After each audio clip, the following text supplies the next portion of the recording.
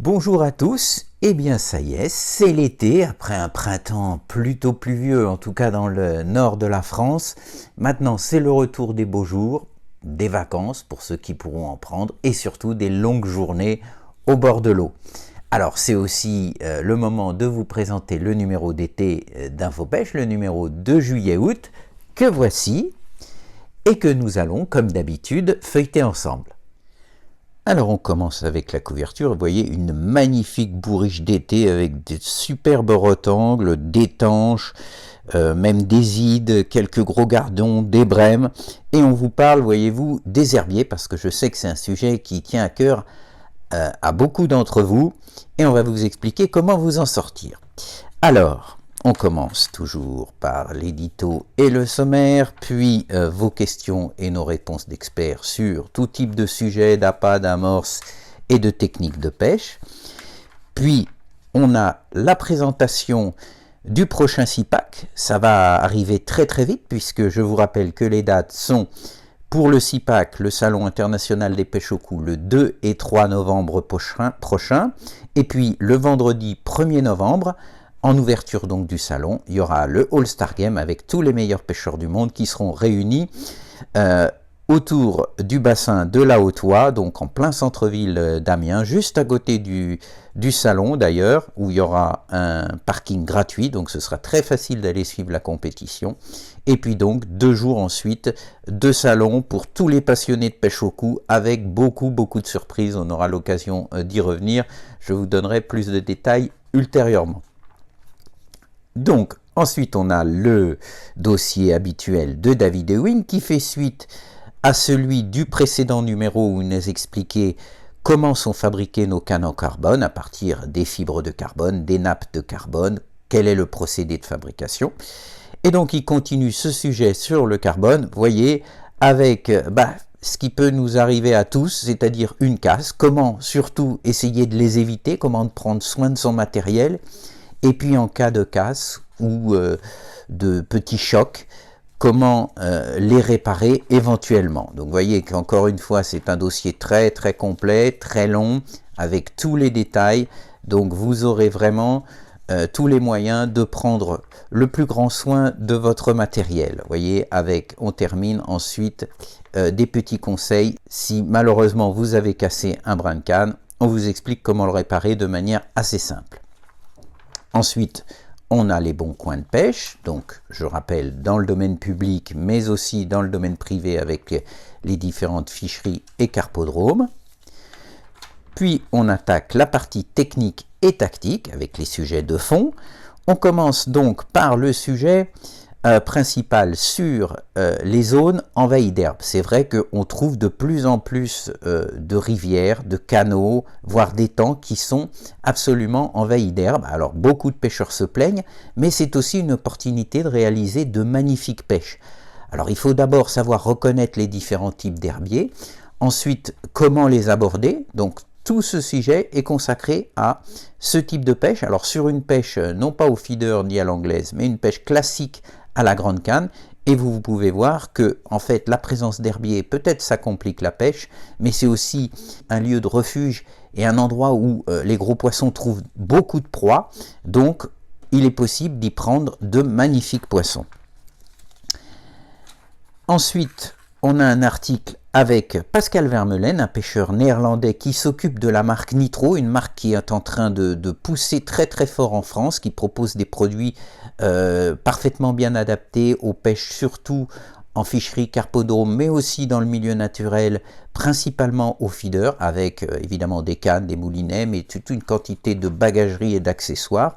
Et on a donc passé une journée en sa compagnie pour voir ses techniques de pêche. Alors vous voyez qu'il a quand même quelques astuces intéressantes, hein, comme toujours avec les Néerlandais, c'est quand même parmi les tout meilleurs pêcheurs au feeder.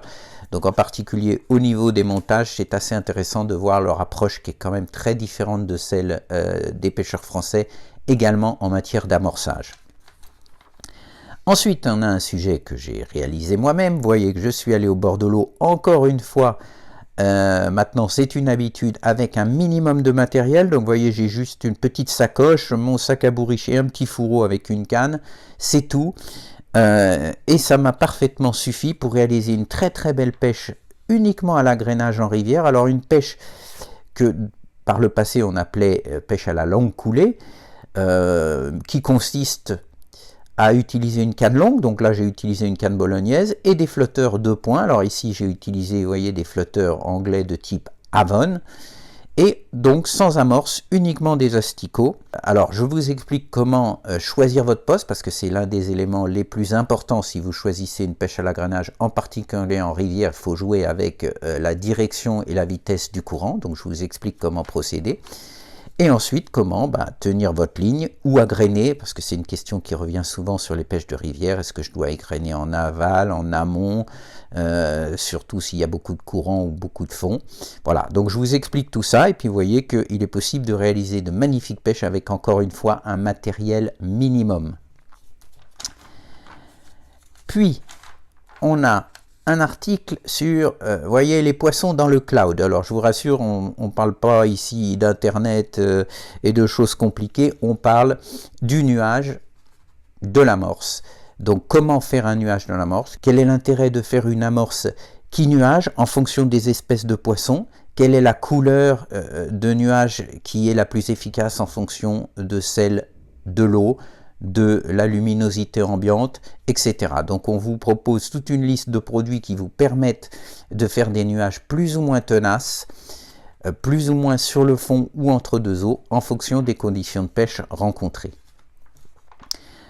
Puis on a un article avec Benjamin Fruit qui fait son retour dans les colonnes d'InfoPêche. Il était auteur dans le magazine dans les tout premiers numéros. Pour les plus anciens, vous devez vous en souvenir. Alors il attaque directement par une technique qui lui tient vraiment à cœur, puisque Benjamin est vraiment un excellent pêcheur au moulinet.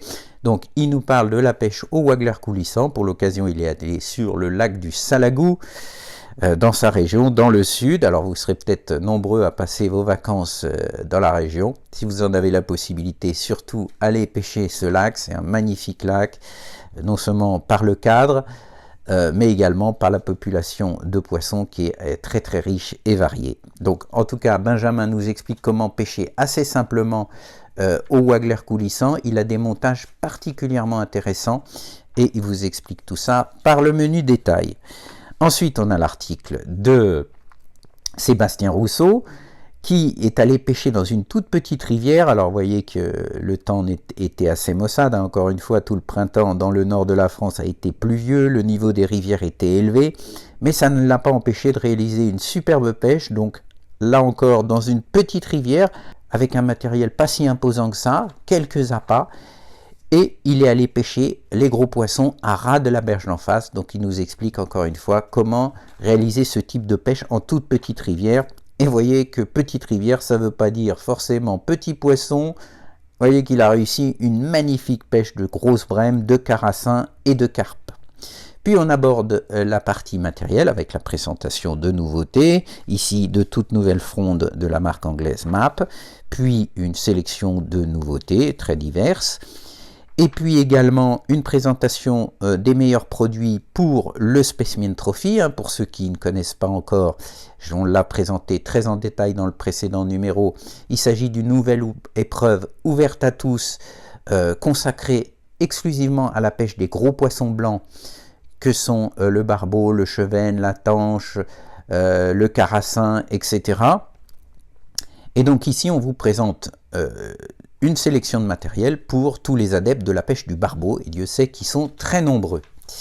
Alors n'hésitez surtout pas à rejoindre le groupe, la page Facebook Specimen Trophy, où vous trouverez tous les renseignements sur le règlement, comment participer, et puis espérer gagner des lots qui sont offerts par nos partenaires chaque fin de mois.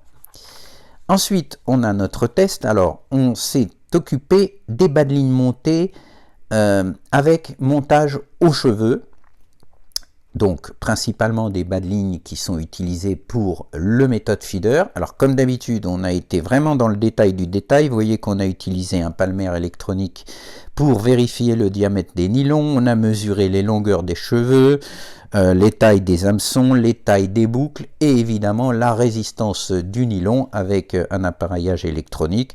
Donc on vous donne tous les détails de ces mesures ici dans ce test. Voilà, vous voyez qu'il y en a encore une fois pas mal. Alors, pour Christian Monget, on reste dans le domaine des cheveux. Il nous explique, lui, quel type de cheveux il utilise. Vous voyez qu'on peut utiliser non seulement des stop à pas très différents, mais également des cheveux de longueur différente. Donc il nous explique quels sont ses choix en fonction des lieux, des espèces recherchées, mais également évidemment des appâts utilisés. Ici, vous avez les 2 premiers gagnants du Specimen Trophy, les 2 gagnants du mois de mai, avec ici Sacha, un magnifique chevenne, et ici Johan, une très belle tanche. Donc voilà, je vous rappelle que c'est ouvert à tous. Vous voyez qu'ils ont reçu un joli colis avec des produits offerts par nos partenaires. Évidemment, ils gagnent également un abonnement d'1 an au magazine InfoPêche. Donc, vous voyez, ici, vous avez comment participer. Et puis, encore une fois, n'hésitez pas à rejoindre la page Facebook Specimen Trophy. Voilà, on termine comme d'habitude par Les pêches d'antan, un texte de 1978, donc qui est plutôt récent, on va dire, qui nous parle du métier de détaillant et de l'exigence des clients pêcheurs. Dieu sait que c'est vrai, on est parfois très très scrupuleux sur le matériel ou sur la qualité des appâts, et peut-être on en demande parfois un peu beaucoup à nos chers détaillants. En tout cas, heureusement qu'ils sont là, parce qu'ils font vivre la pêche en France. Voilà, merci à tous. J'espère que vous passerez un bon moment à lire ce magazine. Et puis surtout, je vous dis à très bientôt pour de nouveaux lives. Merci à tous.